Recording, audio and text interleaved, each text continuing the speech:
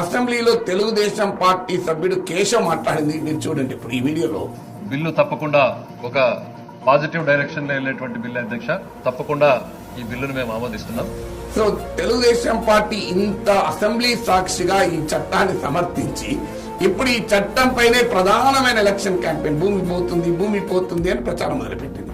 ఇంకొకటి ఇంట్రెస్టింగ్ ఏంది, ఈ చట్టం ప్రతిపాదించింది నీతి ఆయోగ్ దాన్ని ముందుకు తీసుకొచ్చారు. మోడీ ప్రభుత్వం ఈ రకమైన ప్రజల భూముల్ని తీసుకునేటువంటి చట్టాన్ని ఎందుకు తెచ్చింది, ఎందుకు రాష్ట్రాలకు రికమెండ్ చేసింది అనే ప్రశ్నకు బీజేపీ రాష్ట్ర అధ్యక్షులు సమాధానం చెప్పాలి. భూమి పోతుంది అనేటువంటి ఒక భయాన్ని కలిగించి ఆ భయం ద్వారా ఓట్లు తెచ్చుకునేటువంటి ప్రయత్నం ఇప్పుడు ఆంధ్రప్రదేశ్లో జరుగుతుంది.